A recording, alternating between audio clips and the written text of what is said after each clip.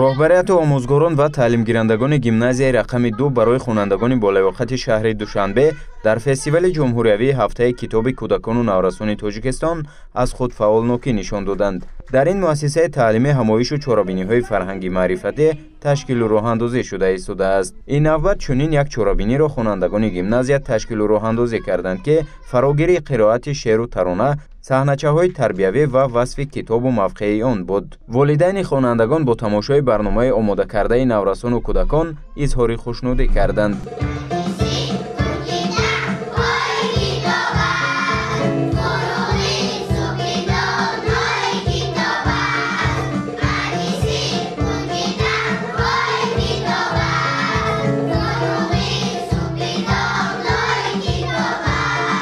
ҳадафи асосии баргузории фестивали ҷумҳуриявии ҳафтаи китоби кӯдакону наврасони Тоҷикистон ҷалби насли наврас ба мутолиаи китоб, ташаккул ва такомули беҳтарин малакаҳои хониш, боз ҳам баланд бардоштани сатҳи фарҳанги иттилоотонии кӯдакону наврасон, ҷавонон ва ба ин васила дар замири онҳо тарбия намудани ҳисси ифтихори миллӣ, ватандӯстӣ, гиромидошти арзишҳои миллӣ ва умумибашарӣ мебошад. муҳимтарин вазифаи фестивалро масъулин дар арзшгузорӣ ба мероси ниёгон, арзишҳои миллӣ ва умумибашарӣ, тарғибу ташвиқи адабиёти тозанашри илмӣ оммавӣ, муаррифии беҳтарин асарҳои адабиёти классикӣ ва муосири тоҷик, дастраси кӯдакону наврасон гардонидани мероси таърихиву фарҳангии халқи тоҷик тавассути ташкили маърузаҳо дар ҳамкорӣ бо падару модарон, боз ҳам беҳтар намудани сифати таълиму тарбияи фарзандон, баландбардоштани ҳисси масъулиятшиносии волидайн нисбат ба масъалаҳои хониши кӯдакону наврасон, ташаккули фарҳанги иттилоотонии онҳо, бедор намудани майлу рағбат ва шавқу ҳаваси насли наврас